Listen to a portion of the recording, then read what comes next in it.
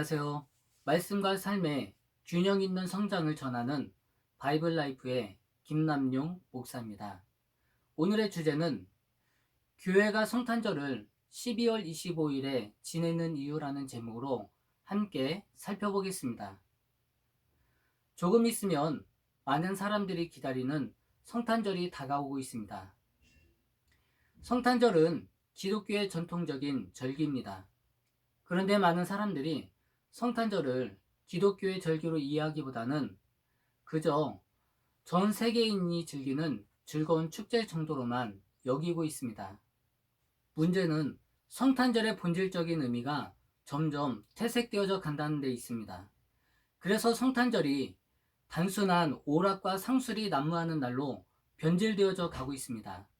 그래서 성탄절에 대한 잘못된 사회적 인식 때문에 성탄절의 진정한 주인공이신 예수님은 점점 희미해져 가고 있고, 산타크루스와 화려한 트리 장식, 그리고 선물 등과 같은 외형적인 형식이 주를 이루고 있습니다.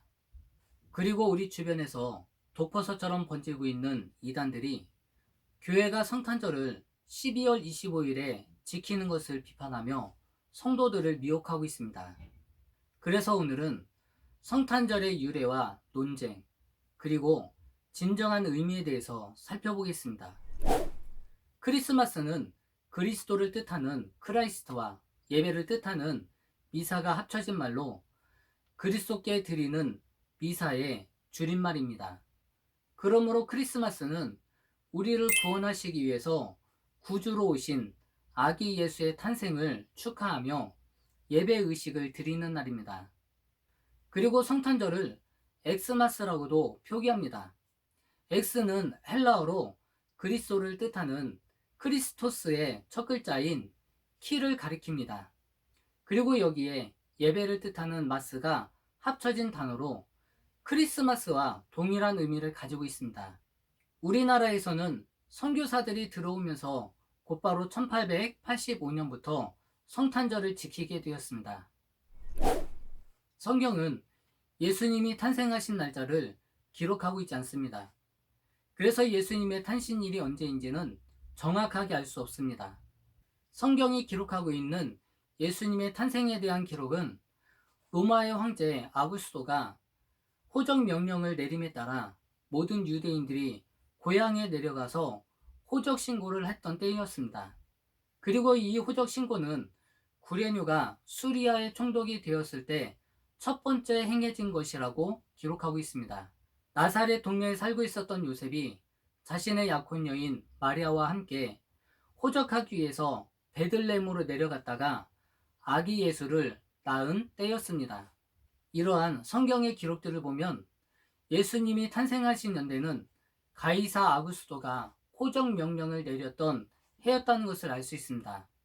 그러나 그 달과 그 날이 정확하게 언제인지는 알 수가 없습니다. 로마 사회에서 12월 25일은 그들이 숭배하고 있는 태양신 미트라스가 탄생한 날을 기념하고 축하하는 축제일이었습니다. 그들은 1년 중에서 낮의 길이가 가장 짧은 동짓날인 12월 25일에 미트라스가 태어났다고 믿고 축제를 벌였습니다. 그런데 개신교를 비판하는 이단들 가운데는 개신교의 성탄절이 로마의 태양숭배 축제일을 차용한 것이기 때문에 개신교의 성탄절 안에는 이교도적인 요소가 다분히 들어있다고 비판하는 사람들도 있습니다. 그러나 이것은 상식적으로 볼 때 전혀 이치에 맞지 않는 말입니다. 우선 초대교회는 이방적인 신앙과 생활 풍습에 대해서 철저하게 배척했습니다. 그리고 신앙의 전통을 이어나가기 위해서 수많은 성도들이 순교했습니다.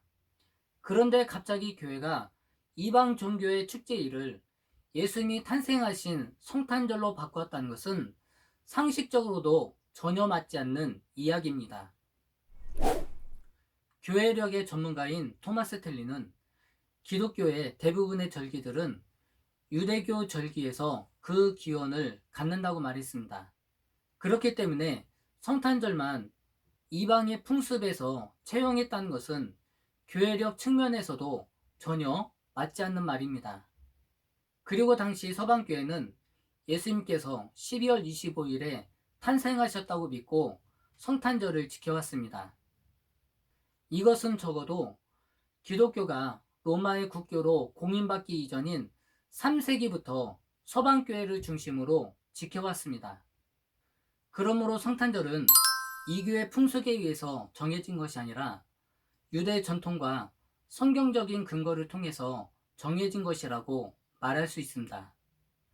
결론적으로 교회가 12월 25일에 성탄절을 지키는 것은 이방의 풍속과 문화를 채용한 것이라는 주장은 잘못된 것임을 알 수 있습니다. 오히려 12월 25일의 전통은 기독교의 전통을 따르는 것입니다. 또한 선교적인 측면에서 보면 기독교가 당시 로마 사회에 자리 잡고 있었던 이방의 문화와 전통을 복음으로 변화시켜서 기독교적인 문화로 변혁시킨 것이라고 볼 수 있습니다. 그런데 성탄절이 4세기부터 부각된 이유는 무엇일까요? 그 이유는 3세기까지 교회는 예수의 탄생일보다는 그리스도의 순환과 부활에 대해서 집중했기 때문입니다. 그런데 4세기부터 이단들이 그리스도의 신성을 부정하며 기독교 교리를 공격해왔습니다. 때문에 예수 그리스도의 신성과 성육신을 기념할 만한 절기가 필요해졌습니다. 특히 4세기에는 그리스도의 신성을 부정하는 아리우스주의가 득세하고 있었습니다. 이들은 그리스도의 신성을 부정하였을 뿐만 아니라 그리스도를 피조된 존재라고 주장했습니다. 이들의 이러한 주장은 당시 많은 사람들에게 인기를 끌었을 뿐만 아니라 교회에 많은 혼란을 일으켰습니다. 그래서 콘스탄틴 대제는 교회의 질서와 통일성을 지키기 위해서 AD 325년에 니케아 종교회의를 소집했습니다. 이 회의에서 아리우스는 이단으로 정죄되었고 니케아 신앙 고백이 만들어졌으며 삼위일체 교리가 정립되었습니다. 이러한 이단과의 논쟁은 그리스도는 참 신이며 동시에 참 인간이라는 기독론을 확립하는 계기가 되었습니다. 그리스도인에게 있어서 성탄절은 그리스도께서 이 땅에 오셔서 인류를 구원하신 날이기 때문에 그 무엇보다도 중요한 날입니다. 그런데 이처럼 중요한 성탄절의 날짜를 성경은 기록하고 있지 않습니다. 그 이유는 무엇일까요? 성경은 날짜보다는 그 사건이 가지고 있는 의미를 더욱 중요하게 생각하기 때문입니다.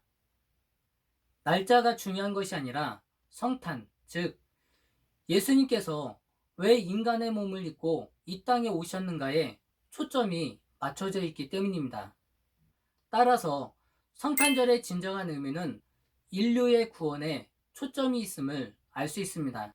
예수께서 이 땅에 오신 사건은 인류에게는 큰 기쁨의 소식입니다.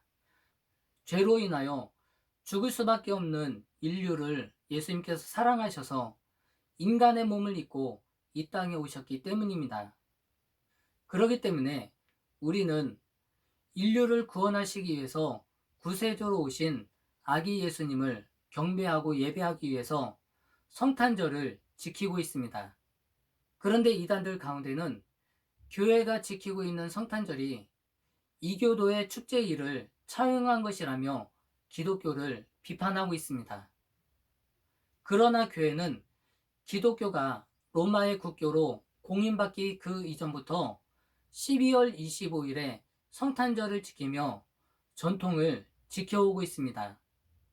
그리고 무엇보다도 중요한 것은 주님의 관심은 날짜에 있지 않고 인류의 구원에 관심을 갖고 있다는 것입니다. 그러므로 하나님께서 가장 아끼고 사랑하는 것은 우리 자신입니다. 그래서 주님께서는 우리를 구원하시기 위해서 하늘의 영광을 버리시고 인간의 몸을 입고 이 땅에 오셔서 죽기까지 복종하셨습니다.